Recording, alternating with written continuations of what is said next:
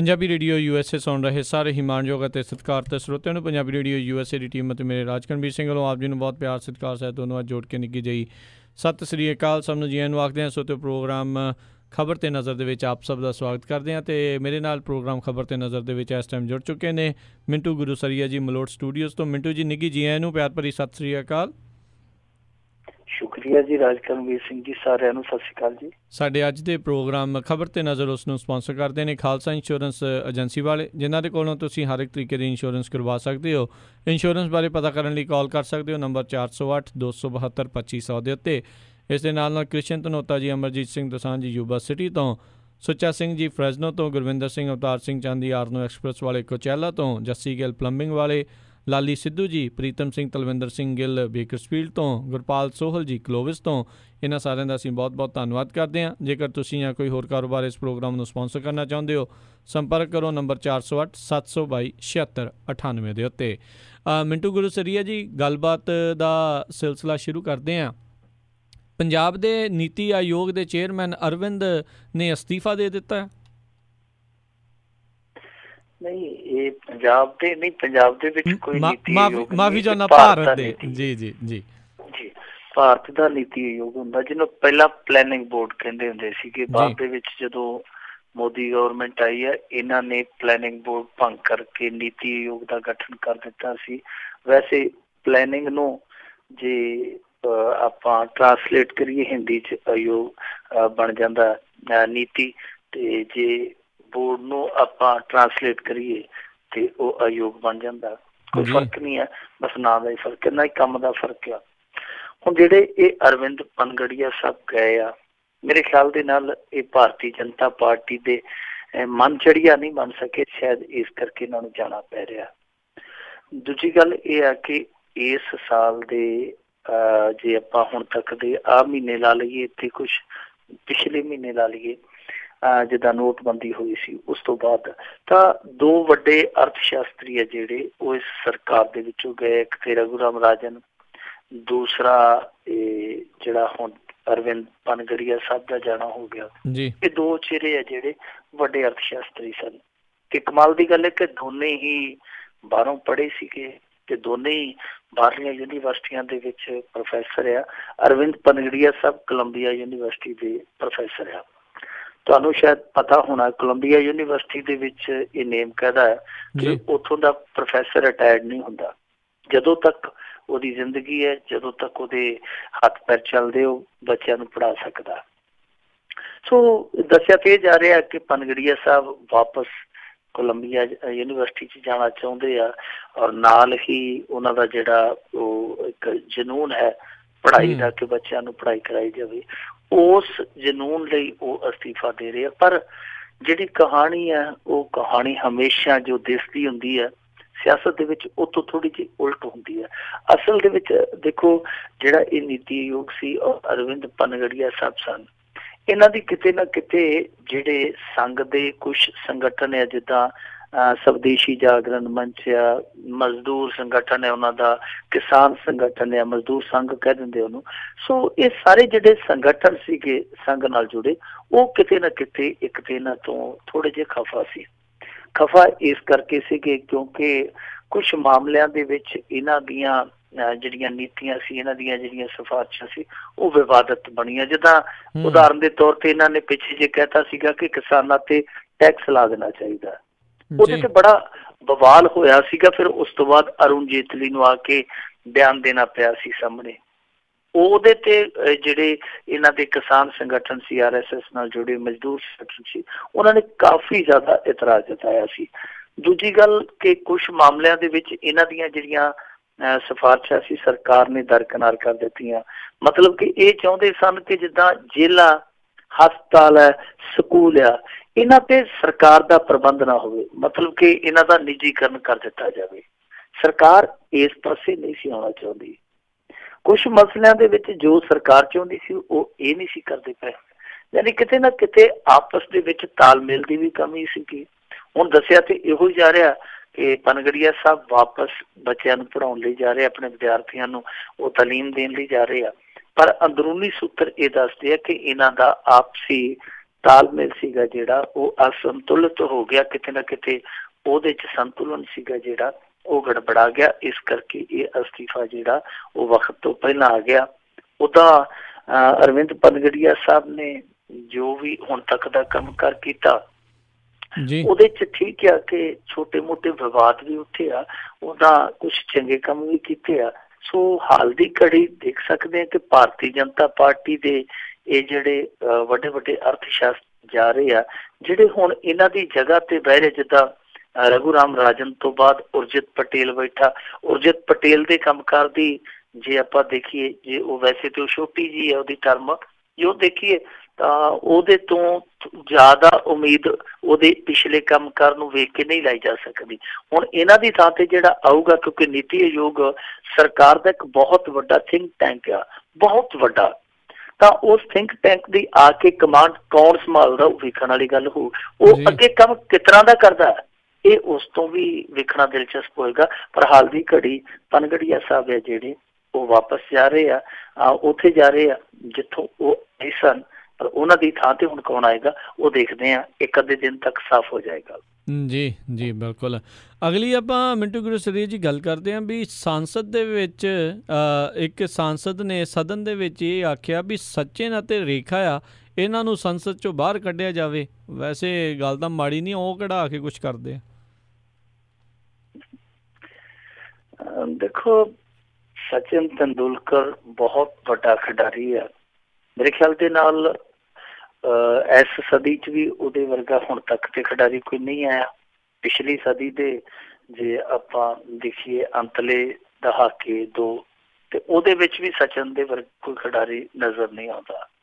ਪਰ ਸਚਿਨ ਤੰਦੂਲਕਰ ਇੱਥੇ ਸੰਸਦ ਦੇ ਵਿੱਚ ਆਇਆ ਤੇ ਇੱਥੇ ਵੀ ਉਹਦੇ ਵਰਗਾ ਕੋਈ ਹੋਰ ਨਜ਼ਰ ਨਹੀਂ ਆਉਂਦਾ, ਕਿਉਂਕਿ ਉਹ ਆਪ ਹੀ ਸੰਸਦ ਦੇ ਵਿੱਚ ਨਜ਼ਰ ਨਹੀਂ ਆਉਂਦਾ, ਬਹੁਤ ਘੱਟ ਨਜ਼ਰ ਆਉਂਦਾ। ਸੋ ਉਹਦੇ ਵਰਗਾ ਕੋਈ ਵੀ ਉੱਥੇ ਨਜ਼ਰ ਨਹੀਂ ਆਉਂਦਾ। ਹੁਣ ਅੱਜ ਜੋ ਮੰਗ ਉੱਠੀ ਹੈ, ਇਹ ਮੰਗ ਚੁੱਕੀ ਹੈ ਸਮਾਜਵਾਦੀ ਪਾਰਟੀ ਦੇ ਸੰਸਦ ਮੈਂਬਰ ਨਰੇਸ਼ ਅਗਰਵਾਲ ਨੇ। ਉਹਨੇ ਆਖਿਆ ਜਿਵੇਂ ਵਿਜੇ ਮਾਲੀਆ ਨੂੰ ਚੁੱਕ ਕੇ ਬਾਹਰ ਸੁੱਟਿਆ ਸੀ ਸੰਸਦ ਤੋਂ, ਤੁਹਾਨੂੰ ਯਾਦ ਹੋਣਾ ਕਿ ਵਿਜੇ ਮਾਲੀਆ ਨੂੰ ਇਸੇ ਤਰ੍ਹਾਂ ਹੀ ਸੰਸਦ ਚੋਂ ਬਾਹਰ ਕੱਢ ਦਿੱਤਾ ਗਿਆ ਸੀਗਾ ਜਦੋਂ ਉਹ ਵਿਵਾਦਤ ਬਣ ਗਿਆ, ਜਦੋਂ ਉਹਦੇ ਤੇ 100 ਕਿਸਮ ਦੇ ਦੋਸ਼ ਲੱਗਣ ਲੱਗ ਪਏ, ਕਿਉਂਕਿ ਉਹ ਰਾਜ ਸਭਾ ਦਾ ਮੈਂਬਰ ਸੀ। ਬਣਾਇਆ ਵੀ ਇਹਨਾਂ ਦੋਨਾਂ ਨੇ ਹੀ ਸੀ ਗਿਆ, ਜਿਹੜੀਆਂ ਦੋ ਵੱਡੀਆਂ ਸੀ ਤਨਜ਼ੀਮਾਂ ਨੇ ਭਾਰਤ ਦੇ ਵਿੱਚ, ਦੋਵਾਂ ਨੇ ਰਲ ਮਿਲ ਕੇ ਬਣਾਇਆ ਸੀ, ਦੋਵਾਂ ਦਾ ਹੀ ਸਾਂਝਾ ਸੀਗਾ। ਪਰ ਫਿਰ ਦੋਵੇਂ ਹੀ ਇੱਕਮਿਕ ਹੋ ਗਈਆਂ ਤੇ ਨਾਲ ਦੂਜੇ ਵੀ ਰਲ ਕੇ ਉਹਨੂੰ ਉੱਥੋਂ ਬਾਇਜ਼ਤ ਕੱਢ ਦਿੱਤਾ ਗਿਆ ਸੀਗਾ। ਬਾਇਜ਼ਤ ਕਹਿ ਸਕਦੇ ਹਾਂ, ਕਿਉਂਕਿ ਉਦੋਂ ਥੋੜ੍ਹੀ ਬਹੁਤ ਇੱਜ਼ਤ ਉਹਦੀ ਬਚੀ ਹੋਈ ਸੀਗੀ। ਹੁਣ ਇਹੀ ਮੰਗ ਜਿਹੜੀ ਆ ਉਹ ਸਚਿਨ ਤੰਦੂਲਕਰ ਤੇ ਰੇਖਾ ਦੇ ਮਾਮਲੇ 'ਚ ਨਰੇਸ਼ ਅਗਰਵਾਲ ਨੇ ਚੁੱਕੀ ਆ। ਉਹਨੇ ਕਿਹਾ ਕਿ ਜਿਵੇਂ ਵਿਜੇ ਮਾਲੀਆ ਨੂੰ ਇੱਥੋਂ ਕੱਢਿਆ ਗਿਆ ਸੀ, ਦਬਲਿਆ ਗਿਆ ਸੀ, ਓਦਾਂ ਹੀ ਸਚਿਨ ਤੇ ਰੇਖਾ ਦੇ ਨਾਲ ਵੀ ਕੀਤਾ ਜਾਣਾ ਚਾਹੀਦਾ। ਵੈਸੇ ਇਹ ਦੇਖੋ ਮੰਗ ਜਿਹੜੀ ਹੈ, ਜਿਵੇਂ ਤੁਸੀਂ ਸ਼ਬਦ ਬੋਲਿਆ ਇਹ ਠੀਕ ਹੀ ਆ, ਤੇ ਬਹੁਤੇ ਲੋਕ ਸਚਿਨ ਤੰਦੂਲਕਰ ਦੀ ਇੱਜ਼ਤ ਉਨੀ ਹੀ ਕਰਦੇ ਆ, ਪਰ ਜੋ ਉਹਦਾ ਸੰਸਦ 'ਚ ਪ੍ਰਦਰਸ਼ਨ ਆ ਮੈਦਾਨ ਦੇ ਮੁਕਾਬਲੇ ਜਾਂ ਕ੍ਰਿਕਟ ਯੋਗਦਾਨ ਦੇ ਮੁਕਾਬਲੇ, ਜੋ ਸੰਸਦ ਦੇ ਵਿੱਚ ਉਹਦੀ ਕਾਰਗੁਜ਼ਾਰੀ ਹੈ, ਉਹਨੂੰ ਦੇਖ ਕੇ ਆਈਓ ਹੀ ਗੱਲ ਆਉਂਦੇ ਆ ਜਿਹੜੀ ਤੁਸੀਂ ਆਖੀ ਆ ਕਿ ਹਾਂਜੀ ਠੀਕ ਆ, ਇਹ ਕੰਮ ਹੋ ਜਾਣਾ ਚਾਹੀਦਾ, ਇਹ ਦੇਰ ਨਹੀਂ ਕਰਨੀ ਚਾਹੀਦੀ, ਜਲਦੀ ਤੋਂ ਜਲਦੀ ਕਰ ਦੇਣਾ ਚਾਹੀਦਾ। ਕਿਉਂਕਿ ਸਚਿਨ ਤੰਦੂਲਕਰ ਦੀ ਜਿਹੜੀ ਹਾਜ਼ਰੀ ਹੈ ਉਹ ਸਭ ਲਾ ਲਓ ਤੁਸੀਂ ਕਿ 348 ਦਿਨਾਂ 'ਚ ਮਾਤਰ 23 ਦਿਨ ਦੀ ਹੈ। 348 ਦਿਨ ਲਗਭਗ 1 ਸਾਲ। 1 ਸਾਲ ਦੇ ਵਿੱਚ ਉਹਦੀ ਸੰਸਦ ਦੇ ਵਿੱਚ ਅਟੈਂਡੈਂਸ ਕਿੰਨੀ ਹੈ? 23 ਦਿਨ ਦੀ। ਤੇ ਬੀਬੀ ਰੇਖਾ ਜਿਹੜੀ ਉਹ ਤੇ ਮੇਰੇ ਖਿਆਲ ਦੇ ਨਾਲ ਲਕਸ਼ਮਣ ਰੇਖਾ ਹੀ ਵਾਹ ਕੇ ਬਹਿ ਗਈ ਹੈ ਕਿ ਸੰਸਦ ਦੀ ਲਕਸ਼ਮਣ ਰੇਖਾ ਟੱਪਣੀ ਹੋਈ ਨਹੀਂ। ਉਹ ਤੇ ਮਹਿਜ਼ 18 ਦਿਨ ਗਈ ਹੈ ਸੰਸਦ ਦੇ ਵਿੱਚ। 18 ਦਿਨ ਵੀ ਉਹ ਉੱਥੇ ਹੱਥ ਹੁੱਥ ਲਾ ਕੇ ਫੋਟੋਆਂ ਫਾਟੋਆਂ ਖਿਚਾ ਕੇ ਆ ਜਾਂਦੀ ਹੈ, ਕੀਤਾ ਕਤਰਿਆ ਉਹਦੇ ਵੀ ਕੱਖ ਨਹੀਂ। ਤੇ ਉਹਨਾਂ ਨੇ ਰਲ ਕੇ ਮੇਰੇ ਖਿਆਲ ਦੇ ਨਾਲ ਅਜੇ ਤੱਕ ਸਵਾਲ ਨਹੀਂ ਪੁੱਛਿਆ, ਦੋਨਾਂ ਨੇ ਇੱਕ ਵੀ ਨਹੀਂ ਪੁੱਛਿਆ ਹੋਣਾ, ਬਿੱਲ ਤੇ ਲਿਆਉਣਾ ਬਹੁਤ ਦੂਰ ਦੀ ਗੱਲ ਆ। ਹੁਣ ਜੇ ਦੇਖੀਏ ਆਪਾਂ ਵੈਸੇ ਨਾ ਇਹ ਏਦਾਂ ਦੇ 12 ਇਹ ਕਰਦੇ ਆ ਸਿਲੈਕਟ, ਜਿਹਨਾਂ ਨੂੰ ਆਪਾਂ ਸਿਲੈਕਟ ਵੀ ਕਹਿ ਸਕਦੇ ਹਾਂ, ਕਿ ਸਿਲੈਕਟ ਕਰਕੇ ਇਸ ਤਰ੍ਹਾਂ ਦੇ ਮਨੋਨੀਤ ਕਰਕੇ ਭੇਜਦੇ ਆ, ਜਿੱਦਾਂ ਖਿਡਾਰੀ ਕੋਈ ਭੇਜ ਦਿੱਤਾ, ਕਲਾਕਾਰ ਭੇਜ ਦਿੱਤਾ, ਜਾਂ ਕਿਸੇ ਹੋਰ ਖੇਤਰ ਦੇ ਵਿੱਚ ਕੋਈ ਮੰਨਿਆ ਪਰਮੰਨਿਆ ਬੰਦਾ ਉਹਨੂੰ ਇਹ ਰਾਜ ਸਭਾ ਦੇ ਵਿੱਚ ਭੇਜਦੇ ਆ ਕਿ ਉਸ ਖੇਤਰ ਦੀ ਇਹ ਨੁਮਾਇੰਦਗੀ ਕਰੇ। ਹੁਣ ਸਚਿਨ ਤੰਦੂਲਕਰ ਠੀਕ ਹੈ ਉੱਥੇ ਸਿਆਸਤ ਨਾ ਕਰੇ, क्योंकि सचिन तेंदुलकर जे सियासत करेगा तो ਉਹਦਾ अगला समा ਜਿਹੜਾ खराब हो सकता, क्योंकि कल ਨੂੰ BCCI पता नहीं किहदे खंभा हेठ आ जानी है, कल सरकार पता नहीं किहदी आ जानी है, वो कांग्रेस बनी हो। वो ठीक है सियासत ना करे, पर जो ਉਹਦਾ ਖੇਤਰ ਰਿਹਾ है, खेड का खेतर रहा, ਉਹਦੇ मुतलक तो उत्थे कुछ ना कुछ कर सकता ना, ਉਹਦੀ बेहतरी ਲਈ तो कुछ ना कुछ कर सकता, उत्थे बोल सकता। बीबी रेखा जी वो कलाकारों की आवाज़ से घट्टो घट चुक सकती है ना, इंडस्ट्री दी किहड़ियां प्रॉब्लम्स नहीं है, बहुत सारिया समस्यावां ने। अज जो सेंसर बोर्ड करता पिया बड़े बड़े फिल्मी प्रोड्यूसरां नाल, डायरैक्टरां नाल, वो आवाज़ तो उत्थे चुकी जा सकती है। सचिन तेंदुलकर जिहड़ियां खिडारनां साडियां जो बहुत वधिया प्रदर्शन करदियां पर नज़रअंदाज कीतियां जांदियां, जलील कीतियां जांदियां, उन्हां दी आवाज़ ते चुक सकदा है ना, ਉਹਦੇ 'ਚ ਤੇ ਕੋਈ सियासत नहीं। पर ਇਹ नहीं उत्थे बोलते, चलो इन्हां दी मर्जी है। उदां खुदा ना खास्ता राज करनवीर सिंह जी जे मन बन गया कि इन्हां नूं हुण ड्रैसिंग रूम च वापस भेज दिता जाए, सिंह साहब नूं जां बीबी रेखा नूं कह दिता जाए कि तुसीं भी आपदा मेकअप रूम दे विच ही पक्का रहो, इत्थे आउण दी जरूरत नहीं, तां इहदे विच इह होएगा कि ये बड़ा एक दिलचस्प गल जिद्दां कह लईए ना, एक दिलचस्प विच पहलू निकल आएगा कि ये पहले नहीं होणगे जां विजय मालिया तो बाद दूसरे नहीं होणगे। इस तरह के बहुत सारे मामले आ जिन्हां दे विच संसद मैंबरां नूं संसद चों बाहर कर दिता गया, और यह सिलसिला शुरू होया सीगा HG मुरदुल हुंदा सी कांग्रेस का, उन्हें पैसे ले ले सीगे, पैसे ले ले सी। 1952 की गल है, आज़ादी तो 5 साल बाद ही उसने चंद चढ़ाता सीगा। 1952 च उन्होंने बाहर खट्टिया सी पंडित जवाहर लाल नेहरू ने संसद चो।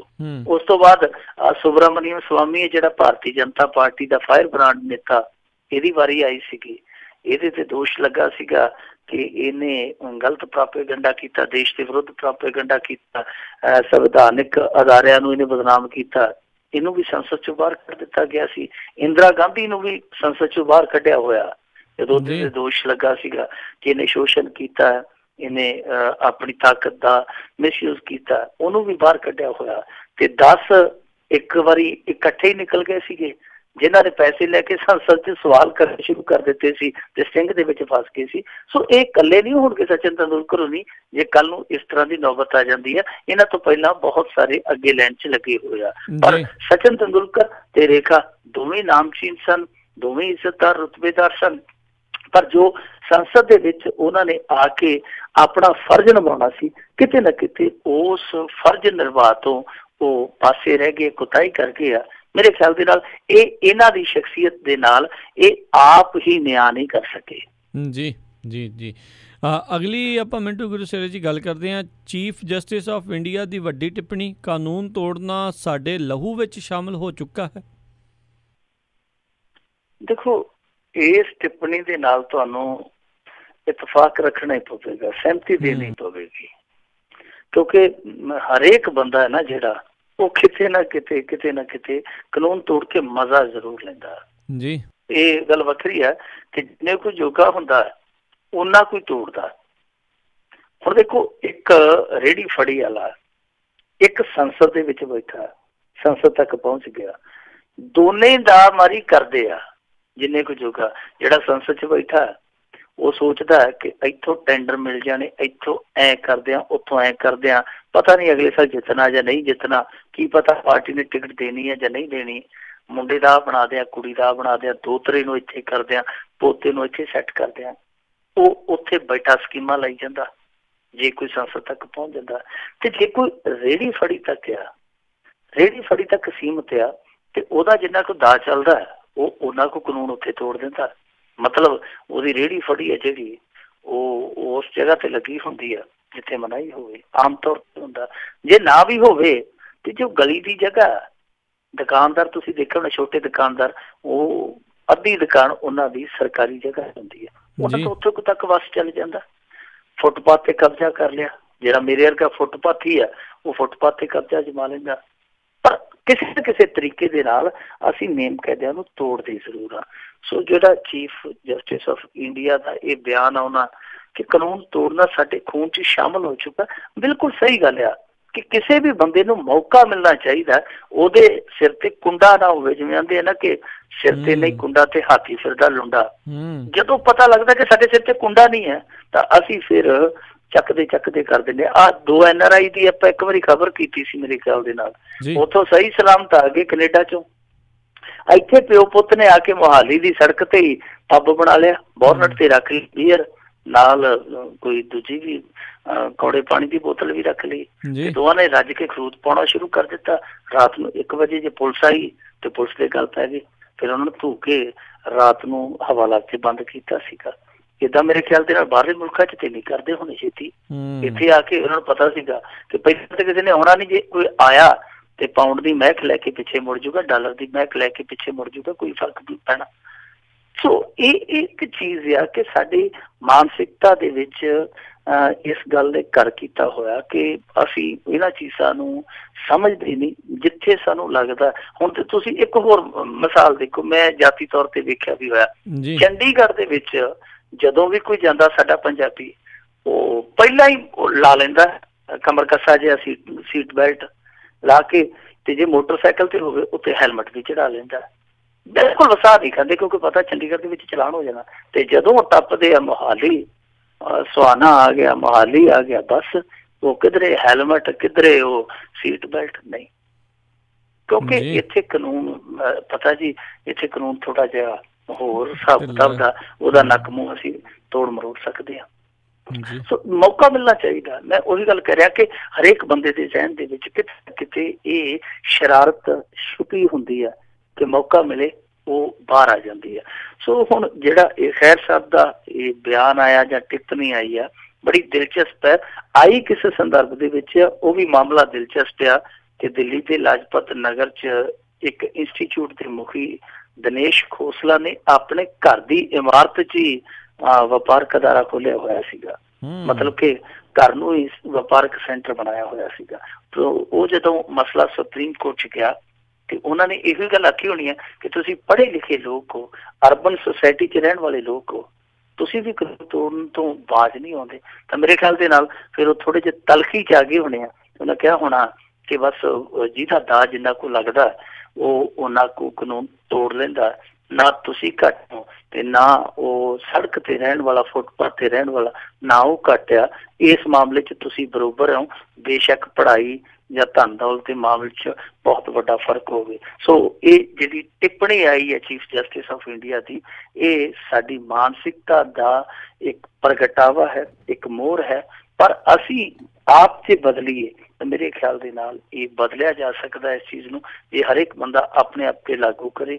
ਜਿਸ ਦਿਨ ਹਰੇਕ ਬੰਦਾ ਆਪਣੇ ਆਪ ਤੇ ਲਾਗੂ ਕਰ ਲਏਗਾ ਤਾਂ ਮੇਰੇ ਖਿਆਲ ਦੇ ਨਾਲ ਫਿਰ ਏਦਾਂ ਦੀ ਟਿੱਪਣੀ ਕਦੇ ਆਏਗੀ ਵੀ ਨਹੀਂ, ਆਉਣ ਦੀ ਲੋੜ ਵੀ ਨਹੀਂ ਪੈਣੀ। ਹਾਲ ਦੀ ਘੜੀ ਤੇ ਮੈਂ ਜਿਵੇਂ ਤੁਹਾਨੂੰ ਕਿਹਾ ਕਿ ਇੱਥੇ ਹਰੇਕ ਦਾ ਹੀ ਹਮੇਸ਼ਾ ਇੱਕ ਦਾਅ ਹੁੰਦਾ ਕਿ ਜਦੋਂ ਦਾਅ ਫੱਬਿਆ ਨਹੀਂ ਤੇ ਸਮਝ ਲਓ ਫਿਰ ਮੇਲਾ ਲੁੱਟਿਆ ਨਹੀਂ। ਹਰੇਕ ਬੰਦਾ ਦਾਅ ਲਾਉਣ ਦੀ ਤਾਕ 'ਚ ਆ।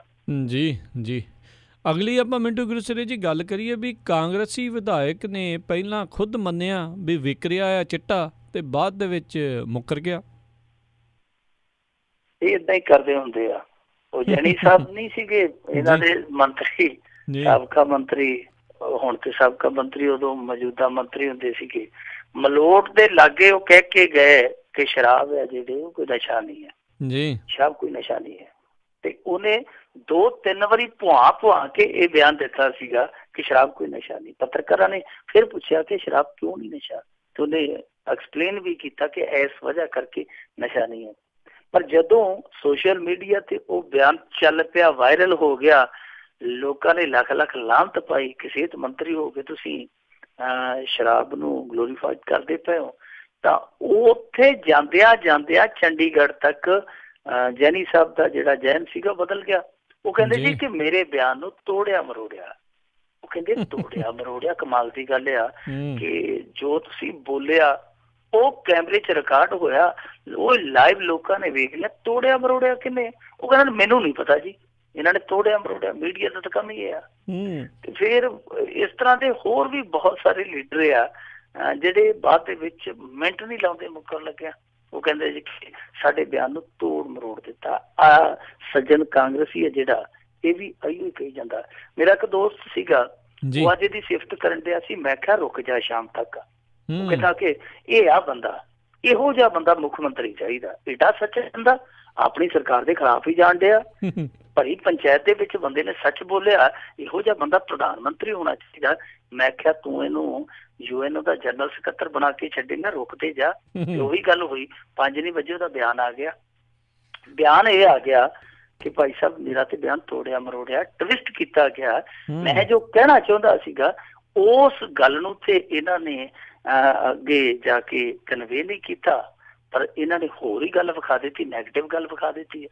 ਤੇ ਹੁਣ ਤੁਸੀਂ ਜੇ ਦੇਖੋਗੇ ਉਹ ਸੱਜਣ ਦੀ ਵੀਡੀਓ, ਉਹ ਸ਼ਹੀਦ ਊਧਮ ਸਿੰਘ ਦੇ ਸ਼ਹੀਦੀ ਦਿਹਾੜੇ ਦੇ ਸਮਾਗਮ 'ਚ ਭਾਗ ਲੈਣ ਗਿਆ। ਉੱਥੇ ਪਤਾ ਨਹੀਂ ਸ਼ਹੀਦ ਦੀ ਧਰਤੀ ਤੇ ਜਾ ਕੇ ਉਹਦਾ ਖੂਨ ਖੌਲ ਪਿਆ, ਜਾਂ ਵੈਸੇ ਲੋਰ ਦੇ ਵਿੱਚ ਇੰਨੇ ਬੰਦੇ ਵੇਖ ਕੇ ਕਦੇ ਸ਼ਾਇਦ ਉਹਨੇ ਬੰਦੇ ਇਕੱਠ ਨਹੀਂ ਵੇਖਿਆ ਹੋਣਾ ਆਪਦੀ ਸਭਾ ਦੇ ਵਿੱਚ। ਉਂਝ ਹੀ ਕਿਤੇ ਥੋੜਾ ਜਿਹਾ ਮਾੜੇ ਜਿਹੇ ਮੋਢੇ ਚੌੜੇ ਕਰ ਬੈਠਾ ਤੇ ਕਹਿੰਦਾ ਕਿ ਜੀ ਦੇਖੋ ਚਿੱਟਾ ਜਿਹੜਾ ਬੰਦ ਨਹੀਂ ਹੋਇਆ 15 ਕੁ ਦਿਨ ਤੇ ਪੂਰਾ ਅਸਰ ਸੀ, ਕਈ ਇਲਾਕਿਆਂ 'ਚ ਖੁੱਲਾ ਵਿਕਦਾ ਪਿਆ। ਹੁਣ ਦੇਖੋ ਕਿਸੇ ਨੇ ਉਹਨੂੰ ਕੁਛ ਨਹੀਂ ਕਿਹਾ ਜੀ, ਕੋਈ ਉਹਦੇ ਕੋਲ ਪੱਤਰਕਾਰ ਨਹੀਂ, ਸਾਹਮਣੇ ਉਹਦੇ ਮੈਕ ਲੱਗਾ, ਸਟੇਜ ਤੇ ਚੜ੍ਹ ਕੇ ਮੈਕ ਮੂੰਹ ਦੇ ਲਾਗੇ ਅਰਲੀ ਜੀ ਕਰਕੇ ਤੇ ਬੋਲਣ ਲੱਗ ਪੈਂਦਾ ਕਿ ਮੈਂ ਜੀ ਇਹ ਦੇਖਦਾ ਕਿ 15 ਕੁ ਦਿਨ ਤੇ ਸਾਡੀ ਸਰਕਾਰ ਸਹੀ ਚੱਲੀ, ਅਸਰਕਾਰਕ ਸੀ, ਹੁਣ ਤੇ ਚਫੇਰੇ ਉਹੀ ਹਾਲ ਆ। ਦੇਖੋ ਉੱਥੇ ਕੋਈ ਪੱਤਰਕਾਰ ਨੇ ਕੋਈ ਪ੍ਰੈਸ ਕਾਨਫਰੰਸ ਥੋੜੀ ਕੀਤੀ ਹੈ, ਕੋਈ ਸਵਾਲ ਥੋੜੀ ਪੁੱਛਿਆ। ਉਹ ਆਪਣਾ ਸੰਬੋਧਨ ਕਰਦੇ ਪਏ, ਭਾਸ਼ਣ ਕਰਦੇ ਪਏ। ਭਾਸ਼ਣ ਕਰਦਿਆਂ ਜੀ ਉਹ ਧਮਾਨ ਸਾਹਿਬ ਹੈ ਜਿਹੜੇ, ਉਹ ਆਪਣੀ ਪਾਰਟੀ ਦਾ ਨੁਕਸਾਨ ਕਰਨ ਵਾਲੇ ਨੁਕਸਾਨ ਸਾਹਿਬ ਬਣ ਗਏ ਜੀ। ਹੁਣ ਬਾਅਦ ਦੇ ਵਿੱਚ ਫਿਰ ਇਹਦੇ ਘਰੇ ਜਾਂਦੇ ਪੱਤਰਕਾਰ, ਇਸ MLA ਸੁਰਜੀਤ ਸਿੰਘ ਧਮਾਨ ਦੇ, ਜਿਹੜਾ ਅਮਰਗੜ੍ਹ ਤੋਂ ਵਿਧਾਇਕ ਆ, ਉਹਦੇ ਘਰੇ ਜਾ ਕੇ ਪੁੱਛਦੇ ਆ ਤੇ ਉਹ ਕਹਿੰਦਾ ਮੈਂ ਉੱਥੇ ਜੋ ਕਿਹਾ ਸੀਗਾ ਮੈਨੂੰ ਲੱਗਦਾ, ਉਹ ਕਹਿੰਦਾ ਮੈਨੂੰ ਹੋਰ ਤੇ ਕਿਸੇ ਹਲਕੇ ਦਾ ਪਤਾ ਨਹੀਂ, ਪਰ ਮੈਨੂੰ ਆਪਣੇ ਹਲਕੇ ਦਾ ਪਤਾ। ਹੁਣ ਦੇਖੋ ਕਿੱਡਾ ਬੀਬਾ ਬੰਦਾ, ਉਹ ਆਪਣੇ ਹਲਕੇ ਦੀ ਗੱਲ ਕਹੀ ਜਾਂਦਾ, ਮੇਰੇ ਹਲਕੇ 'ਚ ਤਾਂ ਚਿੱਟਾ ਸ਼ਰੇਆਮ ਵਿਕੀ ਜਾਂਦਾ। ਤੇ ਉਸ ਬੰਦੇ ਨੂੰ ਬੰਦਾ ਪੁੱਛੇ ਕਿ ਵਿਧਾਇਕ ਤੂੰ ਆ, ਜੇ ਤੂੰ ਆਪਣੇ ਹਲਕੇ 'ਚ ਨਹੀਂ ਰੋਕ ਸਕਦਾ ਤੇ ਫਿਰ ਤੂੰ ਇਹ ਪ੍ਰਸ਼ਾਸਨ ਨੂੰ ਲਾਂਭਾ ਕਿਵੇਂ ਦਿੰਦਾ? ਉਹ ਕਹਿੰਦਾ ਜੀ ਪ੍ਰਸ਼ਾਸਨ ਦੀ ਨਾ ਅਹਿਲੀਅਤ ਆ ਕਿ ਸਾਡੇ ਇਲਾਕੇ ਦੇ ਵਿੱਚ ਚਿੱਟਾ ਵਿਕੀ ਜਾਂਦਾ, ਪ੍ਰਸ਼ਾਸਨ ਨੂੰ ਠੀਕ ਕਰਨ ਦੀ ਜ਼ਰੂਰਤ ਹੈ। ਤੇ ਪ੍ਰਸ਼ਾਸਨ ਠੀਕ ਬਾਬੇ ਬਖਤੌਰੇ ਨੇ ਕਰਨਾ ਉੱਥੇ ਆ ਕੇ, ਪ੍ਰਸ਼ਾਸਨ ਠੀਕ ਕਰਨਾ, ਤੇਰੇ ਤੋਂ ਵੱਡਾ ਬੰਦਾ ਕੌਣ ਆ? ਉਹ ਉੱਥੇ ਵੀ ਇਹੋ ਗੱਲ ਕਹੀ ਜਾਂਦਾ ਸੀ ਪਹੁੰਚੋ ਕੇ ਨਹੀਂ ਜੀ ਪ੍ਰਸ਼ਾਸਨ ਠੀਕ ਕਰਨ ਵਾਲਾ, ਸਾਡੀ ਸਰਕਾਰ ਨੇ 15 ਕੁ ਦਿਨ ਕੰਮ ਵਧੀਆ ਕੀਤਾ, ਬਾਅਦ ਦੇ ਵਿੱਚ ਉਹੀ ਹਾਲ ਹੋ ਗਿਆ। ਹੁਣ ਬਾਅਦ ਦੇ ਵਿੱਚ ਤੇ ਪੱਤਰਕਾਰਾਂ ਨੇ ਫੇਰ ਤੈਨੂੰ ਕੋਈ ਉੱਥੇ ਜਾ ਕੇ ਜ਼ਬਰਦਸਤੀ ਨਹੀਂ ਖਵਾਇਆ, ਤੂੰ ਆਪਣੇ ਘਰ ਦੇ ਵਿੱਚ ਬਾਈਟ ਦਿੱਤੀ ਹੈ ਖੜ ਕੇ, ਉੱਥੇ ਵੀ ਤੂੰ ਇਹੋ ਗੱਲ ਕਹੀ ਆ। ਪਰ ਹੁਣ ਜਦੋਂ ਰੌਲਾ ਪੈ ਗਿਆ ਇਸ ਮੁੱਦੇ ਤੇ ਕਾਂਗਰਸ ਘਿਰ ਗਈ, ਕਿਉਂਕਿ ਇਹ ਤੇ ਕਹਿੰਦੇ ਸੀਗੇ ਜੀ ਜਿਹੜੇ ਵੱਡੇ ਵੱਡੇ ਮਗਰਮੱਛ ਆ ਉਹ ਇੱਥੋਂ ਭੱਜ ਗਏ, ਜੁੱਲੀ ਬਿਸਤਰਾ ਉਹਨਾਂ ਨੇ ਲੱਦ ਲਿਆ ਗੱਡੇ ਗੱਡੀਆਂ ਤੇ, ਉਹ ਕੋਈ ਰਾਜਸਥਾਨ ਨੂੰ ਨਿਕਲ ਗਿਆ, ਕੋਈ ਕਸ਼ਮੀਰ ਨੂੰ ਨਿਕਲ ਗਿਆ, ਇੱਥੇ ਤੇ ਸਵਰਗ ਬਣ ਗਿਆ। ਉਹ ਅੱਜ ਕਾਂਗਰਸੀ ਮੂੰਹ ਤੋਂ ਸਿੱਕਰੀ ਪੁੰਜ ਜੋਗੇ ਨਹੀਂ। ਲੋਕੀ ਆਖਣ ਡਏ ਆ ਕਿ ਤੁਹਾਡੀ ਤੇ ਸਹੁੰ ਆ ਜਿਹੜੀ ਉਹ ਵੀ ਰੁਲ ਗਈ, ਕਿਉਂਕਿ ਤੁਸੀਂ ਤਾਂ ਕਹਿੰਦੇ ਹੋ ਕਿ ਅਸੀਂ ਸਹੁੰ ਪਾਈ ਆ ਕਿ 28 ਦਿਨਾਂ ਦੇ ਵਿੱਚ ਨਸ਼ਾ ਮੁਕਤ ਕਰਾਂਗੇ ਪੰਜਾਬ ਨੂੰ, ਤੇ ਤੁਹਾਡਾ ਬੰਦਾ ਤੇ ਕਹਿੰਦਾ ਕਿ ਮੇਰੇ ਇਲਾਕੇ 'ਚ ਜਿੰਨਾ ਮਰਜ਼ੀ ਲੈ ਲਓ। ਲੋਕੀ ਇਹ ਪੁੱਛਦੇ ਆ ਕਿ ਤੁਸੀਂ ਤੇ ਕਹਿੰਦੇ ਸੋ ਵੱਡੇ ਵੱਡੇ ਸਮਗਲਰ ਚਲੇ ਗਏ ਆ ਪੰਜਾਬ ਨੂੰ ਛੱਡ ਕੇ, ਤੇ ਉਹਦੇ ਵੱਡੇ ਵਿਧਾਇਕ ਦੇ ਇਲਾਕੇ 'ਚ ਹੀ ਤੁਰੇ ਫਿਰਦੇ ਆ, ਉਹਨਾਂ ਨੂੰ ਕਿਉਂ ਨਹੀਂ ਫੜਦੇ? ਸੋ ਫਿਰ ਅਖੀਰ ਸ਼ਾਮ ਨੂੰ ਇਹ ਬਿਆਨ ਆ ਗਿਆ ਕਿ ਮੇਰਾ ਬਿਆਨ ਟਵਿਸਟ ਕਰ ਦਿੱਤਾ ਗਿਆ। ਜਿਹੜਾ ਰਵਾਇਤੀ ਸਿਆਸਤਦਾਨਾਂ ਦਾ ਬਿਆਨ ਹੁੰਦਾ ਕਿ ਮੇਰੇ ਬਿਆਨ ਨੂੰ ਤੋੜ ਮਰੋੜ ਕੇ ਪੇਸ਼ ਕੀਤਾ ਗਿਆ, ਇਹ ਤੇ ਸ਼ੁਕਰ ਕਰੋ ਰਾਜ ਕਰਨਵੀਰ ਸਿੰਘ ਜੀ ਹੁਣ ਕੈਮਰੇ ਆ, ਮੋਬਾਈਲ ਟੈਲੀਫੋਨ ਜਿਹੜੇ ਆ ਰਿਕਾਰਡਰ ਆ, ਉਹਨਾਂ ਤੇ ਰਿਕਾਰਡਿੰਗ ਹੋ ਜਾਂਦੀ ਆ। ਜੇ ਸਾਰੇ ਯੰਤਰ ਨਾ ਹੁੰਦੇ, ਸਿੱਧਾ ਵਰਬਲੀ ਸਾਰਾ ਕੁਛ ਹੁੰਦਾ ਰਿਕਾਰਡ, ਫੇਰ ਤੇ ਪਤਾ ਨਹੀਂ ਕੀ ਕੁਛ ਹੋਇਆ ਕਰਨਾ ਸੀਗਾ। ਹੁਣ ਤੇ ਸਿੱਧਾ ਕੈਮਰੇ 'ਚ ਰਿਕਾਰਡ ਹੋ ਕੇ ਮੁੱਕਰ ਜਾਂਦੇ ਆ।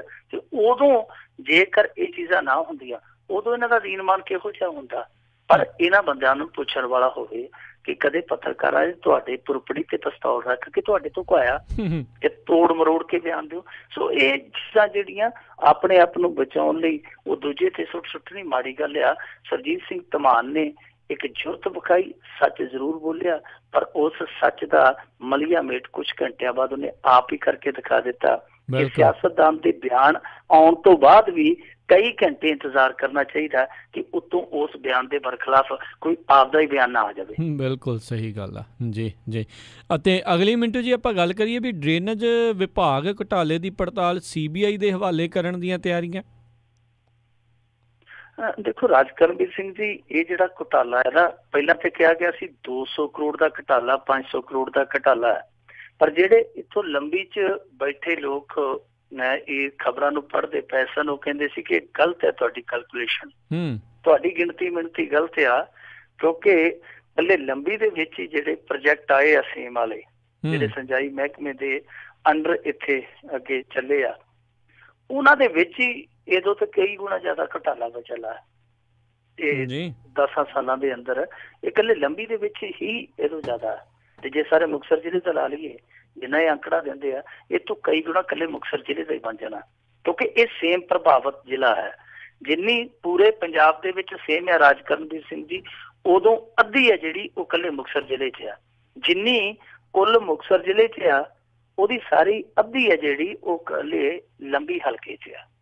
ਸੋ ਇੱਥੇ ਪ੍ਰੋਜੈਕਟ ਆਏ ਆ, ਕੇਂਦਰ ਨੇ ਪੈਸਾ ਬਹੁਤ ਦਿੱਤਾ, ਉਸ ਪੈਸੇ ਨਾਲ ਜਿਹੜੇ ਪ੍ਰੋਜੈਕਟ ਇੱਥੇ ਲਾਏ ਗਏ ਆ, ਖਾਸ ਤੌਰ ਤੇ ਇਹਨਾਂ ਨੇ ਜੋ ਕੁਝ ਪਿੰਡਾਂ ਦੇ ਵਿੱਚ, ਇੱਕ ਸਿੱਖ ਵਾਲਾ ਪਿੰਡ ਦੇ ਵਿੱਚ, ਇੱਕ ਪੱਕੀ ਟਿੱਬੀ ਪਿੰਡ ਦੇ ਵਿੱਚ ਉਹ ਪ੍ਰੋਜੈਕਟ ਲਾਏ ਸੀਗੇ, ਉਹ ਪ੍ਰੋਜੈਕਟ ਬੁਰੀ ਤਰ੍ਹਾਂ ਫੇਲ ਹੋਏ। ਫੇਲ ਕਿਉਂ ਹੋਏ? ਇੰਨੀ ਰਕਮ ਜਿਹੜੀ ਸੀ ਉਹ ਕਿਉਂ ਮਿੱਟੀ ਹੋਈ? ਇਹਦਾ ਜਵਾਬ ਕਿਸੇ ਕੋਲ ਨਹੀਂ ਸੀ, ਨਾ ਹੀ ਕੋਈ ਦਿੰਦਾ ਸੀ, ਨਾ ਹੀ ਸਵਾਲ ਸੁਣਨ ਨੂੰ ਕੋਈ ਤਿਆਰ ਸੀ। ਹੁਣ ਜਦੋਂ ਵਿਜੀਲੈਂਸ ਨੇ ਇਹ ਸਾਰਾ ਕੁਝ ਜੋੜਿਆ ਤੇ ਇਹ ਜੋੜ ਤੋੜ ਬਹੁਤ ਜ਼ਿਆਦਾ ਅੱਗੇ ਜਾਂਦਾ, 200 ਕਰੋੜ 500 ਕਰੋੜ ਤੇ ਪਿੱਛੇ ਰਹਿ ਜਾਂਦਾ।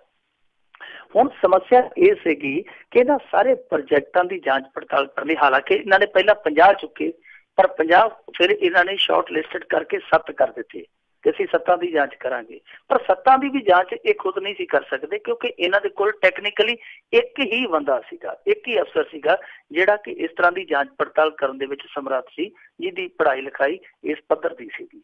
ਸੋ ਉਹਨਾਂ ਨੂੰ ਲੱਗਿਆ ਕਿ ਇੱਕ ਬੰਦਾ 7 ਪ੍ਰੋਜੈਕਟਾਂ ਨੂੰ ਇਸ ਤਰ੍ਹਾਂ ਹੈਂਡਲ ਨਹੀਂ ਕਰ ਸਕਦਾ। ਸੋ ਹੁਣ ਉਹਨਾਂ ਨੇ ਪੇਸ਼ਬੰਦੀ ਇਹ ਕਰਨੀ ਸ਼ੁਰੂ ਕਰ ਦਿੱਤੀ ਹੈ ਕਿ ਕਿਉਂ ਨਾ ਇਸ ਇਨਵੈਸਟੀਗੇਸ਼ਨ ਨੂੰ CBI ਤੇ ਹੈਂਡਓਵਰ ਕਰ ਦਿੱਤਾ ਜਾਵੇ।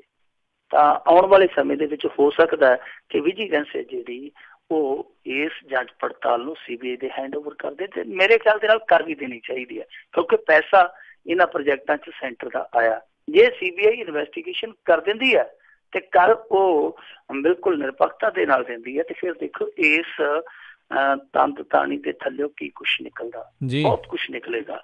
ਔਰ ਦੂਜੀ ਗੱਲ ਇਹ ਹੈ ਰਾਜਕਰਮਵੀਰ ਸਿੰਘ ਜੀ ਕਿ ਇੱਥੇ ਸਿੰਚਾਈ ਵਿਭਾਗ ਦਾ ਜਿਹੜਾ ਘੁਟਾਲਾ ਉਹ ਇਸ ਕਰਕੇ ਜ਼ਿਆਦਾ ਸ਼ੱਕੀ ਆ ਕਿਉਂਕਿ 5-7 ਹੀ ਠੇਕੇਦਾਰ ਆ ਜਿਨ੍ਹਾਂ ਨੂੰ ਭੌਂ ਚੌਂ ਕੇ ਠੇਕੇ ਦਿੱਤੇ ਗਏ ਆ। ਤੇ ਜੇ ਠੇਕਿਆਂ ਦੀ ਆਪਾਂ ਦੇਖੀਏ ਪ੍ਰਕਿਰਿਆ ਕੀ ਸੀਗੀ, ਤਾਂ ਸਿੰਗਲ ਬਿਡ ਤੇ ਵੀ ਠੇਕੇ ਗਏ ਆ, ਬਹੁਤੇ ਠੇਕੇ ਜਿਹੜੇ ਸਿੰਗਲ ਬਿਡ ਤੇ ਗਏ ਆ, ਮਤਲਬ ਕਿ ਬੋਲੀਕਾਰੀ ਇੱਕ ਆ, ਜਦਕਿ ਨਿਯਮ ਮੁਤਾਬਕ ਇਸ ਤਰ੍ਹਾਂ ਬੋਲੀ ਨੇਪਰੇ ਨਹੀਂ ਚੜ ਸਕਦੀ। ਔਰ ਦੂਜਾ ਹੈ ਕਿ ਜੇ ਤੁਸੀਂ ਹਰਿਆਣੇ ਦੇ ਉਹੀ ਟੈਂਡਰ ਦੇਖੋਗੇ ਤਾਂ ਹਰਿਆਣੇ ਦੇ ਟੈਂਡਰ ਔਰ ਪੰਜਾਬ ਦੇ ਦਿੱਤੇ ਉਹਨਾਂ ਠੇਕੇਦਾਰਾਂ ਨੂੰ ਟੈਂਡਰਾਂ ਦੇ ਰੇਟਾਂ ਦੇ ਵਿੱਚ ਜ਼ਮੀਨ ਅਸਮਾਨ ਦਾ ਫਰਕ ਆ। ਹਰਿਆਣੇ ਦੇ ਟੈਂਡਰ ਕਿਤੇ ਥੱਲੇ ਆ, ਤੇ ਜਿਹੜੇ ਉਹ ਠੇਕੇਦਾਰ ਜਿਹੜੇ ਭੌਂ ਚੌਂ ਕੇ ਠੇਕੇ ਲੈਂਦੇ ਰਹੇ ਆ ਉਹਨਾਂ ਨੂੰ ਟੈਂਡਰ ਜਿਹੜੇ ਲਾਟ ਹੋਏ ਆ ਉਹ ਉੱਚੇ ਰੇਟਾਂ ਤੇ ਲਾਟ ਹੋਇਆ। ਇਹਦਾ ਮਤਲਬ ਆ ਕਿ ਉਹਨਾਂ ਨੂੰ ਜਾਣ ਬੁੱਝ ਕੇ ਫਾਇਦਾ ਦਿੱਤਾ ਗਿਆ। ਹੁਣ ਉਹ ਫਾਇਦਾ ਕਿਉਂ ਦਿੱਤਾ ਗਿਆ? ਕਾਰਨ ਇਹ ਸੀਗਾ ਕਿ ਉਹ ਜਿਹੜੇ ਠੇਕੇਦਾਰ ਸੀ ਮੰਤਰੀਆਂ ਸੰਤਰੀਆਂ ਦੇ ਬਹੁਤ ਨੇੜੇ ਸੀ। ਹੁਣ ਕਿਹਨਾਂ ਦੇ ਨੇੜੇ ਸੀ ਇਹ ਤੇ ਜੇ ਉਹਨਾਂ ਨੂੰ ਰਿੜਕਿਆ ਜਾਵੇ ਤੇ ਫਿਰ ਪਤਾ ਲੱਗੂਗਾ। ਹਾਲਾਂਕਿ ਜਿਹੜੇ ਸਿੰਜਾਈ ਵਿਭਾਗ ਦੇ ਅਫਸਰ ਆ ਉਹ ਏਕਾ ਕਰੀ ਬੈਠੇ ਆ, ਉਹ ਵਿਜੀਲੈਂਸ ਨੂੰ ਰਿਕਾਰਡ ਨਹੀਂ ਦਿੰਦੇ। ਇੱਕ ਸਮੱਸਿਆ ਵਿਜੀਲੈਂਸ ਦੇ ਸਾਹਮਣੇ ਇਹ ਵੀ ਆ, ਉਹ ਰਿਕਾਰਡ ਨਹੀਂ ਦਿੰਦੇ। ਉਹ ਕਹਿੰਦੇ ਜੀ ਕਿ ਅਸੀਂ ਵਿਜੀਲੈਂਸ ਨੂੰ ਰਿਕਾਰਡ ਨਹੀਂ ਦੇਣਾ, ਤੇ ਜੇ ਜਾਂਚ CBI ਕੋਲ ਚਲੇ ਗਈ ਤੇ CBI ਨੇ ਤੇ ਉਹਨਾਂ ਨੂੰ ਜਿੱਦਾਂ ਕਹਿੰਦੇ ਨੇ ਝੋਲੂ ਫੇਰ ਕੇ ਲੈ ਲੈਣਾ ਰਿਕਾਰਡ। ਉਹਨਾਂ ਤੇ ਜਦੋਂ ਆਲੇ ਦੁਆਲੇ ਆ ਕੇ ਉਹਨਾਂ ਗੇੜਾ ਦਿੱਤਾ, ਇਹਨਾਂ ਨੇ ਆਪ ਹੀ ਕਹਿਣਾ ਭਾਜੀ ਲੈ ਲਓ ਸਾਡੇ ਤੋਂ ਰਿਕਾਰਡ ਜਿਹੜਾ ਲੈਣਾ, ਫਿਰ ਇਹ ਨਾ ਨਹੀਂ ਕਰ ਸਕਦੇ। ਸੋ ਮੇਰੇ ਖਿਆਲ ਦੇ ਨਾਲ ਜੇ ਠੇਕੇਦਾਰ ਫਸਣਗੇ ਤਾਂ ਫਿਰ ਠੇਕੇਦਾਰਾਂ ਤੋਂ ਜੇ ਅੱਗੇ ਗੱਲ ਤੁਰੀ ਤੇ ਫਿਰ ਹੋ ਸਕਦਾ ਗਾਂ ਦੀ ਗਾਂ ਬਹੁਤ ਗਾਂ ਤੱਕ ਚਲੀ ਜਾਵੇ। ਜੀ ਸਹੀ ਗੱਲ ਹੈ ਜੀ। ਤੇ ਅਗਲੀ ਮਿੰਟੋ ਜੀ ਆਪਾਂ ਗੱਲ ਕਰੀਏ ਆਪਣੇ ਸਮਾਜ ਤੇ ਸਰਕਾਰ ਦੇ ਉੱਤੇ ਜਿਹੜੇ ਵੱਡੇ ਪ੍ਰਸ਼ਨ ਚਿੰਨ੍ਹ ਨੇ ਵੀ ਪੰਜਾਬ ਦੇ ਪਾਣੀਆਂ ਦੇ ਵਿੱਚ ਮਾਰੂ ਰਸਾਇਣ ਦੇ ਬਾਰੇ ਰਿਪੋਰਟ ਸਾਹਮਣੇ ਆਈ ਆ, ਤੇ ਜਿੱਦਾਂ ਦੱਸਿਆ ਸਮਾਜ ਤੇ ਸਰਕਾਰ ਬੇਚਿੰਤ। ਦੇਖੋ ਰਾਜਕਰਮਵੀਰ ਸਿੰਘ ਜੀ, ਇਹ ਦੋ ਚੀਜ਼ਾਂ ਜਿਹੜੀਆਂ ਉਹ ਹਮੇਸ਼ਾ ਅਸੀਂ ਗੰਭੀਰਤਾ ਨਾਲ ਨਹੀਂ ਲੈਂਦੇ। ਇੱਕ ਤੇ ਜੋ ਸਾਡੀ ਪਾਣੀ ਹੈ, ਇੱਕ ਜੋ ਸਾਡੀ ਹਵਾ ਹੈ, ਦੋ ਚੀਜ਼ਾਂ ਪ੍ਰਤੀ ਅਸੀਂ ਬਹੁਤ ਅਵੇਸਲੇ ਹਾਂ। ਕਦੇ ਆਮ ਤੌਰ ਤੇ ਵੀ ਦੇਖਿਓ ਜੇ ਪੰਜਾਬੀ ਬੈਠੇ ਹੋਣਗੇ ਉੱਥੇ ਸਾਰੇ ਮੁੱਦਿਆਂ ਦੀ ਗੱਲ ਚੱਲ ਰਹੀ ਹੈ। ਇਹ ਨਹੀਂ ਹੁਣ ਕਿ ਸਿਆਸਤ ਦੀ ਗੱਲ ਨਹੀਂ ਚੱਲਦੀ, ਗੰਭੀਰ ਮੁੱਦਿਆਂ ਦੀ ਗੱਲ ਨਹੀਂ ਚੱਲਦੀ, ਆਰਥਿਕ ਪਹਿਲੂਆਂ ਦੀ ਗੱਲ ਨਹੀਂ ਚੱਲਦੀ, ਹਰੇਕ ਚਰਚਾ ਚੱਲਦੀ ਹੈ ਪੰਜਾਬੀਆਂ 'ਚ। ਪਰ ਜੋ ਵਾਤਾਵਰਨ ਹੈ, ਐਨਵਾਇਰਮੈਂਟਲ ਹੈ, ਉਸ ਨੂੰ ਲੈ ਕੇ, ਪਾਣੀਆਂ ਨੂੰ ਲੈ ਕੇ, ਦੂਸ਼ਿਤ ਹਵਾ ਨੂੰ ਲੈ ਕੇ, ਆਲੇ ਦੁਆਲੇ ਨੂੰ ਲੈ ਕੇ, ਰੁੱਖਾਂ ਨੂੰ ਲੈ ਕੇ, ਕੁੱਖਾਂ ਨੂੰ ਲੈ ਕੇ, ਉਹ ਇੰਨੀ ਸੰਜੀਦਗੀ ਨਹੀਂ ਹੁੰਦੀ ਕਿਸੇ ਵੀ ਬਹਿਸ ਦੇ ਵਿੱਚ। ਮੇਰੀ ਗੱਲ, ਬਹਿਸ ਹੁੰਦੀ ਹੋਈ ਨਹੀਂ, ਚਰਚਾ ਹੁੰਦਾ ਹੀ ਨਹੀਂ, ਤੇ ਜੇ ਹੋਵੇ ਵੀ ਉਹਦੇ 'ਚ ਸੰਜੀਦਗੀ ਨਹੀਂ ਹੁੰਦੀ, ਸਿਰਫ ਤੇ ਸਿਰਫ ਰਸਮ ਪੂਰਤੀ ਹੁੰਦੀ ਹੈ, ਖਾਨਾ ਪੂਰਤੀ ਹੁੰਦੀ ਹੈ। ਆਹ ਹੁਣ ਤੁਹਾਡੇ ਸਾਹਮਣੇ ਇੱਕ ਰਿਪੋਰਟ ਆ ਜਿਹੜੀ ਆਈ ਹੈ, ਨੈਸ਼ਨਲ ਹੈਲਥ ਪ੍ਰੋਫਾਈਲ 2017 ਨਾਮੀ ਇੱਕ ਕੇਂਦਰੀ ਪੜਤਾਲੀਆ ਏਜੰਸੀ ਵੱਲੋਂ ਜੀ। ਹੁਣ ਇਹਦੇ ਵਿੱਚ ਕੀ ਖੁਲਾਸਾ ਆ? ਖੁਲਾਸਾ ਇਹ ਆ ਕਿ 214 ਪਿੰਡ ਪੰਜਾਬ ਦੇ ਇਹੋ ਜਿਹੇ ਪਾਏ ਗਏ ਆ ਜਿਨ੍ਹਾਂ ਦੇ ਧਰਤੀ ਹੇਠਲੇ ਪਾਣੀ ਦੇ ਵਿੱਚ ਸੰਖੀਏ, ਜਿਹਨੂੰ ਆਰਸਨਿਕ ਕਹਿ ਦਿੰਦੇ ਆਪਾਂ, ਉਹ ਜਿਹੜਾ ਸੰਖੀਆ ਹੁੰਦਾ ਜ਼ਹਿਰ ਹੈ, ਆਰਸਨਿਕ ਦੀ ਮਿਕਦਾਰ ਹੈ ਜਿਹੜੀ, ਉਹ ਕਹਿੰਦੇ ਆ ਕਿ ਮਨੁੱਖੀ ਖਪਤਯੋਗ ਮਿਕਦਾਰ ਤੋਂ ਕਿਤੇ ਵੱਧ ਆ। ਮਤਲਬ ਜਿੰਨਾ ਨੋਰਮਲ ਬੰਦਾ ਇਸ ਸੰਖੀਆ ਜ਼ਹਿਰ ਨੂੰ ਪਚਾ ਸਕਦਾ ਹੈ, ਉਹਦੇ ਤੋਂ ਕਿਤੇ ਵੱਧ ਆ 214 ਪਿੰਡ ਦੇ ਧਰਤੀ ਹੇਠਲੇ ਪਾਣੀ ਵਿੱਚ। ਜੇ ਅੱਗੇ ਇਸ ਰਿਪੋਰਟ ਦੀ ਗੱਲ ਕਰੀਏ ਤਾਂ 296 ਦੇ ਕਰੀਬ ਪਿੰਡ ਇਹੋ ਜਿਹੇ ਆ ਜਿਨ੍ਹਾਂ ਦੇ ਵਿੱਚ ਫਲੋਰਾਈਡ ਤੱਤਾਂ ਦੀ ਜਿਹੜੀ ਮਾਤਰਾ ਹੈ ਉਹ ਪ੍ਰਵਾਨਯੋਗ ਹੱਦ ਤੋਂ ਕਿਤੇ ਉੱਤੇ ਆ। ਹੁਣ ਜੇ ਆਪਾਂ ਇਹਨਾਂ ਦੀ ਗਿਣਤੀ ਲਾਈਏ ਪਿੰਡਾਂ ਦੀ ਤੇ ਉਹ ਲਗਭਗ ਬਣ ਜਾਂਦੀ ਆ 600 ਦੇ ਕਰੀਬ, 500 ਦੇ ਕਰੀਬ ਪਿੰਡ ਆ। 500 ਦੇ ਵਿੱਚ 500 ਪਿੰਡਾਂ ਦੇ ਵਿੱਚ ਤੁਸੀਂ ਆਬਾਦੀ ਦਾ ਲਾ ਲਓ ਕਿੰਨਾ ਵੱਡਾ ਅੰਕੜਾ ਹੋਏਗਾ, ਕਿੰਨਾ ਵੱਡਾ ਵਰਗ ਹੋਏਗਾ ਜਿਹੜਾ ਇਹਨਾਂ ਪਿੰਡਾਂ 'ਚ ਰਹਿੰਦਾ। ਔਰ ਇਹ ਸਾਰੇ ਪੰਜਾਬ ਦਾ ਸਰਵੇ ਨਹੀਂ ਹੈ, ਇਹ ਤੁਹਾਡੀ ਜਾਣਕਾਰੀ ਲਈ ਦੱਸਦਾ, ਕੁਝ ਇਲਾਕਿਆਂ ਦਾ ਸਰਵੇ ਆ। ਜੇ ਪੂਰੇ ਪੰਜਾਬ ਦਾ ਸਰਵੇ ਕਰ ਲਿਆ ਜਾਵੇ ਉਹਦੇ 'ਚ ਕਿੰਨੇ ਪਿੰਡ ਨਿਕਲਣਗੇ ਤੇ ਉਹਨਾਂ ਪਿੰਡਾਂ ਦੇ ਵਿੱਚੋਂ ਕਿੰਨੀ ਵੱਡੀ ਆਬਾਦੀ ਨਿਕਲੇਗੀ ਜੋ ਇਸ ਤਰ੍ਹਾਂ ਦੇ ਰਸਾਇਣਿਕ ਮਾਰੂ ਤੱਤ ਜਿਹੜੇ ਉਹ ਉਸ ਪਾਣੀ ਦੇ ਰੂਪ ਦੇ ਵਿੱਚ ਲੈ ਰਹੀ ਹੈ ਜਿਸ ਨੂੰ ਉਹ ਅੰਮ੍ਰਿਤ ਸਮਝੀ ਜਾਂਦੀ ਹੈ। ਹਾਲੇ ਵੀ ਭੋਲੀ ਜਨਤਾ ਕਹਿੰਦੀ ਹੈ ਕਿ ਇਹ ਤੇ ਪਾਣੀ 5 ਦਰਿਆਵਾਂ ਦਾ, ਇਹ ਤੇ ਅੰਮ੍ਰਿਤ ਵਰਗਾ। ਸੋ ਉਹ ਅੰਮ੍ਰਿਤ ਦੇ ਭੁਲੇਖੇ ਜ਼ਹਿਰ ਜਾਂ ਕਹਿ ਲਈਏ ਤੇਜ਼ਾਬ ਪੀਤੀ ਜਾਂਦੀ ਆ, ਜਿਹੜਾ ਕਦੇ ਕਾਲੇ ਪੀਲੀਏ ਦੇ ਰੂਪ ਦੇ ਵਿੱਚ ਫੁੱਟਦਾ, ਕਦੇ ਕੈਂਸਰ ਬਿਮਾਰੀ ਦੇ ਰੂਪ ਦੇ ਵਿੱਚ ਫੁੱਟਦਾ, ਕਦੇ ਉਹ ਜੇ ਦੇਖਣਾ ਹੋਵੇ ਕਿਸ ਤਰ੍ਹਾਂ ਦਾ ਮਾਹੌਲ ਹੈ ਇਹਨਾਂ ਪਾਣੀਆਂ ਨੂੰ ਪੀਣ ਵਾਲਿਆਂ ਦਾ, ਉਹ ਕੈਂਸਰ ਟ੍ਰੇਨ ਚੱਲਦੀ ਹੈ ਬਠਿੰਡੇ ਤੋਂ ਬੀਕਾਨੇਰ, ਉਹਦੇ 'ਚ ਚੜ੍ਹ ਕੇ ਵੇਖਿਆ ਜਾ ਸਕਦਾ। ਸੋ ਇਹ ਇੱਕ ਬਹੁਤ ਵੱਡੀ ਸਮੱਸਿਆ ਪੰਜਾਬ ਦੇ ਲਈ, ਜਿਹਦੇ ਬਾਰੇ ਨਾ ਸਮਾਜ ਚਿੰਤਤ ਆ ਬਹੁਤਾ, ਨਾ ਸਰਕਾਰ ਚਿੰਤਤ ਆ, ਪਰ ਇਹਦੇ ਪ੍ਰਤੀ ਚਿੰਤਤ ਹੋਣਾ ਚਾਹੀਦਾ। ਸਮਾਜ ਸੇਵੀ ਜਥੇਬੰਦੀਆਂ ਨੂੰ ਵੀ ਅੱਗੇ ਆਉਣਾ ਚਾਹੀਦਾ। ਉਹ ਕੀ ਰਿਹਾ ਕਿ ਸਾਡੇ ਇੱਥੇ ਬਹੁਤ ਸਾਰੀਆਂ ਫੈਕਟਰੀਆਂ ਦੀਆਂ ਰਿਪੋਰਟਾਂ ਵੀ ਇਹੋ ਜਿਹੀਆਂ ਕਿ ਉਹਨਾਂ ਨੇ ਆਪਣਾ ਜਿਹੜਾ ਰਸਾਇਣਿਕ ਯੁਕਤ ਪਾਣੀ ਹੁੰਦਾ, ਰਸਾਇਣਿਕ ਤੱਤਾਂ ਦਾ ਜਿਹੜਾ ਪਾਣੀ ਹੁੰਦਾ, ਉਹਦੇ ਲਈ ਵੀ ਪ੍ਰਬੰਧ ਇਹੋ ਜਿਹਾ ਕੀਤਾ ਕਿ ਬੋਰ ਕਰਦੇ ਆ, ਬੋਰ ਕਰਕੇ ਉਹ ਜਿਹੜਾ ਪਾਣੀ ਆ ਉਹ ਧਰਤੀ ਦੀ ਹਿੱਕ 'ਚ ਪਾ ਦਿੰਦੇ ਆ। ਸਾਡੇ ਇੱਥੇ ਦਰਿਆਵਾਂ ਦੇ ਵਿੱਚ ਕਿੰਨੀਆਂ ਫੈਕਟਰੀਆਂ ਦਾ ਕਚਰਾ ਜਿਹੜਾ ਉਹ ਆ ਕੇ ਰਲ ਜਾਂਦਾ, ਕਿੰਨੇ ਸੀਵਰੇਜ ਆ ਜਿਹੜੇ ਉਹ ਆ ਕੇ ਨਹਿਰਾਂ, ਕੱਸੀਆਂ, ਦਰਿਆਵਾਂ 'ਚ ਡਿੱਗਦੇ ਆ। ਸੋ ਬਹੁਤ ਬਹੁਤ ਵੱਡਾ ਮਸਲਾ ਹੈ, ਪਰ ਜੇ ਇਸ ਨੂੰ ਸੁਧਾਰਨਾ ਹੋਵੇ, ਇਹ ਸੁਧਾਰ ਅਸੰਭਵ ਨਹੀਂ। ਜ਼ਰੂਰਤ ਹੈ ਇੱਛਾ ਸ਼ਕਤੀ ਦੀ, ਜ਼ਰੂਰਤ ਹੈ ਹਮਲਾ ਮਾਰਨ ਦੀ, ਪਰ ਹਾਲ ਦੀ ਘੜੀ ਇਹੋ ਜਿਹਾ ਹਮਲਾ ਮਾਰਨ ਦੀ ਨਾ ਤੇ ਕਿਸੇ 'ਚ ਹਿੰਮਤ ਨਜ਼ਰ ਆਉਂਦੀ ਹੈ, ਨਾ ਹੀ ਕੋਈ ਤਿਆਰੀ ਨਜ਼ਰ ਆਉਂਦੀ ਹੈ, ਤੇ ਨਾ ਹੀ ਕੋਈ ਸਰਕਾਰ ਤੇ ਦਬਾਅ ਬਣਾਉਂਦਾ ਕਿ ਇਸ ਤਰ੍ਹਾਂ ਦੀ ਕਾਰਵਾਈ ਘੱਟੋ ਘੱਟ ਆਰੰਭ ਤੇ ਕਰੋ। ਹਾਂ, ਇੱਕ ਬੰਦੇ ਨੇ ਕਾਰਵਾਈ ਆਰੰਭ ਕੀਤੀ ਸੀ ਜਦੋਂ ਪ੍ਰਦੂਸ਼ਣ ਬੋਰਡ ਦਾ ਚੇਅਰਮੈਨ ਹੁੰਦਾ ਸੀ ਕਾਹਨ ਸਿੰਘ ਪੰਨੂ। ਪਰ ਕਾਹਨ ਸਿੰਘ ਪੰਨੂ ਜਦੋਂ ਨੱਥ ਪਾਈ ਸੀ ਜਾ ਕੇ ਫੈਕਟਰੀਆਂ ਵਾਲੇ ਨੂੰ, ਤੇ ਉਹਨੂੰ ਨਾਲ ਦੀ ਨਾਲ ਵਿਚਾਰੇ ਨੂੰ ਬਦਲ ਕੇ ਕਿਤੇ ਦਾ ਕਿਤੇ ਸੁੱਟ ਦਿੱਤਾ ਗਿਆ ਸੀ। ਜੋ ਕਰਦਾ ਉਹਨੂੰ ਵੀ ਸਗੋਂ ਇੱਥੇ ਰੋਕਿਆ ਜਾਂਦਾ ਹੈ। ਪਰ ਇਹ ਉਦੋਂ ਹੀ ਹੋਏਗਾ ਜਦੋਂ ਲੋਕ ਚਾਹੁਣਗੇ ਕਿ ਨਹੀਂ ਭਾਈ ਇੰਜ ਨਹੀਂ, ਇੰਜ ਕੀਤਾ ਜਾਵੇ। ਜੀ ਜੀ, ਅਤੇ ਬਹੁਤ ਬਹੁਤ ਧੰਨਵਾਦ ਕਰਦੇ ਹਾਂ ਮਿੰਟੂ ਗੁਰਸੇਰੇ ਜੀ ਤੁਹਾਡਾ। ਤੁਸੀਂ ਸਾਡੇ ਨਾਲ ਜੁੜੇ, ਇਹਨਾਂ ਖਬਰਾਂ ਬਾਰੇ ਸਾਨੂੰ ਵਿਸਥਾਰ ਦੇ ਵਿੱਚ ਜਾਣਕਾਰੀਆਂ ਦਿੱਤੀਆਂ। ਅਗਲੀ ਵਾਰ ਤੱਕ ਲਈ ਤੁਹਾਡਾ ਬਹੁਤ ਬਹੁਤ ਧੰਨਵਾਦ, ਬਹੁਤ ਮਿਹਰਬਾਨੀ। ਸਤਿ ਸ਼੍ਰੀ ਅਕਾਲ। ਸਤਿ ਸ਼੍ਰੀ ਅਕਾਲ। ਅਤੇ ਸਰੋਤਿਓ, ਇੱਥੇ ਹੀ ਸਾਡਾ ਅੱਜ ਦਾ ਇਹ ਪ੍ਰੋਗਰਾਮ ਖਬਰ 'ਤੇ ਨਜ਼ਰ ਸਮਾਪਤ ਹੈ। ਮਿਲਾਂਗੇ ਅਗਲੇ ਪ੍ਰੋਗਰਾਮ 'ਚ। ਉਦੋਂ ਤੱਕ ਲਈ ਤੁਹਾਨੂੰ ਸਾਰਿਆਂ ਨੂੰ ਬਹੁਤ ਪਿਆਰ, ਸਤਿਕਾਰ ਸਹਿਤ ਦੋਨੋਂ ਹੱਥ ਜੋੜ ਕੇ ਨਿੱਘੀ ਜਿਹੀ ਸਤਿ ਸ਼੍ਰੀ ਅਕਾਲ। ਜਿੰਨੇ ਵਾਸਤੇ ਰਹੋ, ਹੱਸਦੇ ਖੇਲਦੇ ਰਹੋ ਅਤੇ ਸੁਣਦੇ ਰਹੋ ਜੀ ਪੰਜਾਬੀ ਰੇਡੀਓ USA।